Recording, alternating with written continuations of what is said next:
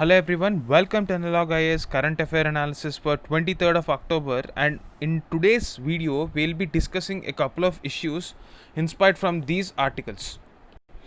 This article titled "The Learning Factories That India Needs for Rapid Industrialization" is taken in the context of the prerequisites needed for creating sustainable jobs in our country.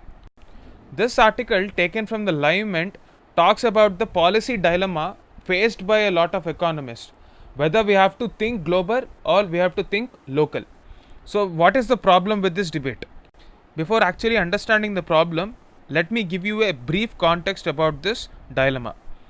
So, after the 1991 LPG reforms, we have allowed a lot of companies to invest in our country through FDI. FDI has increased significantly and has led to a lot of jobs in MNCs. But recently, the standard of jobs and the number of jobs being created has been coming down significantly. And this has actually led to a rhetoric where politicians are leveraging the local sentiments because of the frustration that is building up within the younger population because of lack of jobs. So they started advocating deglobalization, and the hyper nationalism that we see in countries like US with its agenda of America first policy is because of this very reason. Now, when India mentioned Atmanirbhar Bharat, there was an accusation that this vision of Atmanirbhar Bharat is again a version of America's first, without actually understanding the philosophy behind Atmanirbhar Bharat. What we are actually advocating is we have to develop indigenous capacities to become a net exporter and also serve our own population. The reason for this Atmanirbhar Bharat is, if you take a look at the economic structure of the entire world, they have passed through different phases, wherein the first phase is about agricultural development. Then with the advent of industrial revolution, they move towards industry, and with attaining a plateau in the industrial segment, they have slowly moved towards innovation based services. All the software services are a example of this in the Silicon Valley in the US. What happened in 1991 is India, when the educated class were trying to get jobs in the industry, since it took a lot of time for attracting investment into the manufacturing sector, the policy was eased in such a way that it created jobs directly in the service sector. That is the reason why a lot of IT jobs were created in our country. And therefore, after that, and the policies after the year 2000, especially from states like Karnataka, Andhra Pradesh, which encouraged a lot of investments in the IT sector through the 2005 SEZ Act, also encouraged investments into these regions. So all the special economic zones that we see today are filled with IT companies. However, of late there has been a complaint that we are not actually generating good quality and good number of jobs like we used to do in the early 2000s with respect to the service sector. Also, the pay that we are getting is much lesser than what the service industry used to offer back then. So in this context, with the evolving technologies, with new jobs in the field of e-commerce, fintech, etc., they are requiring a new set of skills. Now, when India wants to transition from agriculture to services, it has ignored this aspect of industry and has heavily depended upon imports.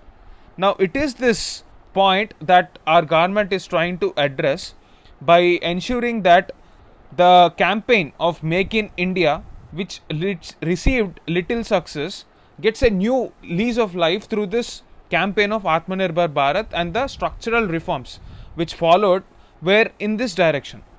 But is this enough to make Atmanirbhar Bharat work? This is the question that is being asked.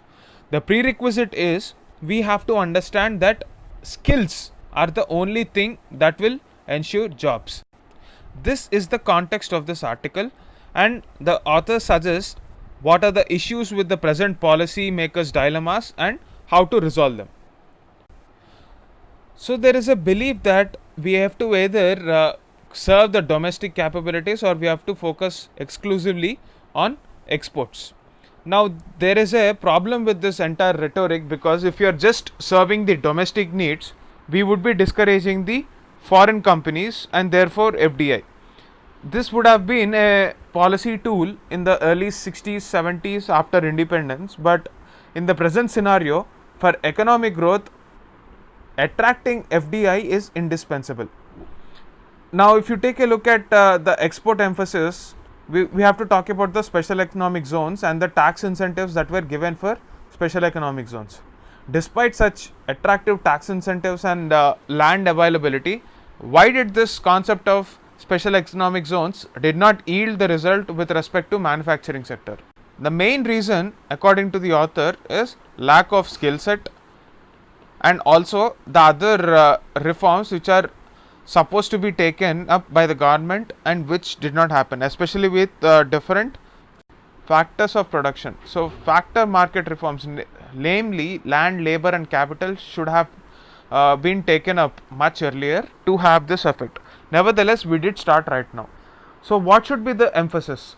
The author believes that this dichotomy of domestic market versus export market should be amalgamated to create a uniform play field where both the needs are catered through skill development and also through a example. He explains how Tata Engineering and Locomotive Company, or simply called Telco, has taken on the international markets as well as the domestic market.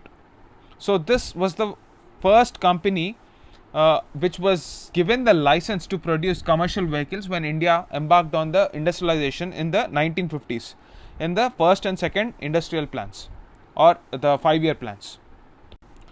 Now, what made Telco successful is the investments it made with respect to learning technologies. So, companies which have actually invested in skilling their employees with new technologies have actually been very successful, as proven by this case of Telco. So, Telco's example is a classic case where a conception that free trade agreements are the only way to ensure growth in a domestic market. So, we have to encourage this learning curve, and the government should incentivize this learning. We have to learn from our history lessons. That is unfortunately not what policymakers do, as per the opinion of this author. To quote an example, this present point is not there in the article, but we can use this. Recently, in the defense procurement policy, the government has removed the offset clause.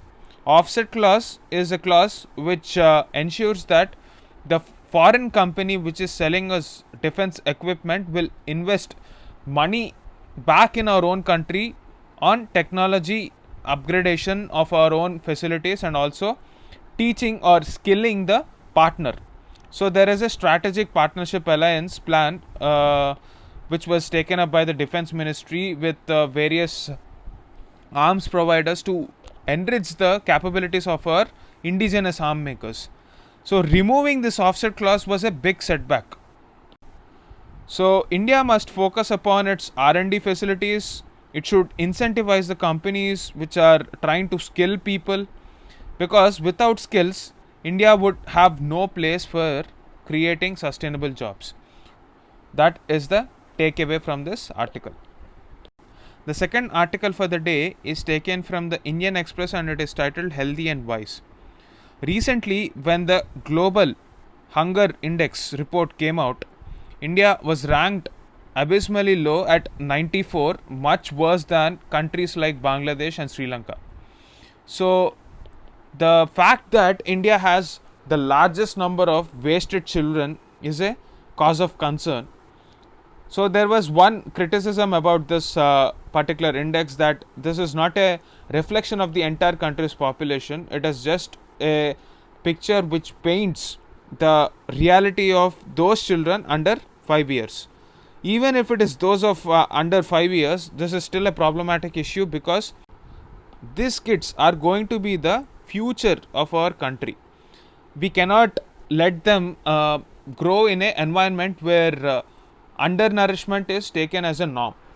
So in this context, there are certain things that we have to do, and the first one is change in policy stance, especially with respect to production. Now, in a country like ours, where MSP has been the backbone of farmers, the major reason why most of the farmers like to produce wheat or rice is because they are a part of the PDS system. They are redistributed through the National Food Security Act, which treats food as a right and ensures that 67% of the population gets subsidized rate. So this subsidy is not available to any other grains across the country. Now contrast that with millets. We have millets like ragi, etc., which are considered to be a poor man's food. Why is this conception taken seriously? The reason is most of these millets are grown in rain-fed regions or semi-arid regions. So these areas have historically been not a place for agricultural settlement, and therefore they are sparsely populated.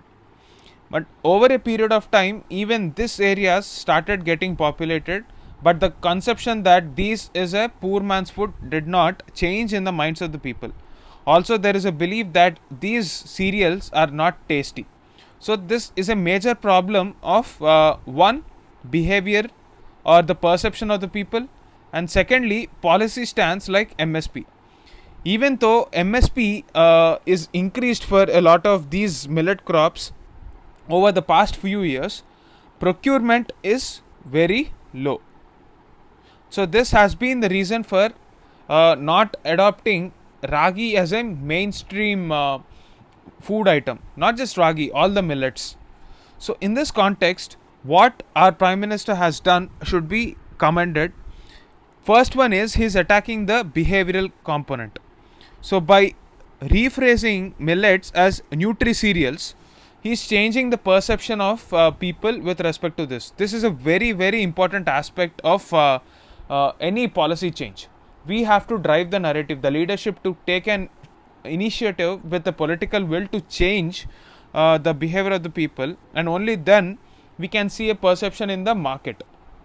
So this market perception is very important for driving the options or policies, and also at the same time it is important for farmers to take decisions, because unless and until there is this behavioral change, farmers will not be encouraged to produce these millets. Why should millets be encouraged? This is the second question. Millets should be encouraged. Let me give you certain examples why.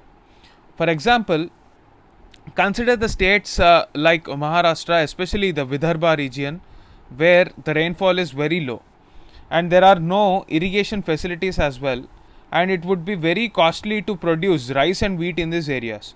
Yet a lot of farmers produce cotton, rice, wheat with the hope that they'll get a minimum support price. We cannot blame the farmers, because after all they are just trying to make a living, and despite the heavy losses that they incur in off seasons, they still go for these sort of crops, because that is the only way they can have any livelihood. So we have to change this perception and encourage the nutri cereals or millets, because the cost of production of millets is very low. Now what the government has actually done is increase the MSP to ensure that despite such low production, they have a minimum income in their hands. This is a welcome step. Now this should be followed up with a lot of other initiatives, especially with respect to R&D, with respect to policy changes which encourages millets. Like say for example, through ICDS we have to mainstream millet consumption in schools through ASHA workers.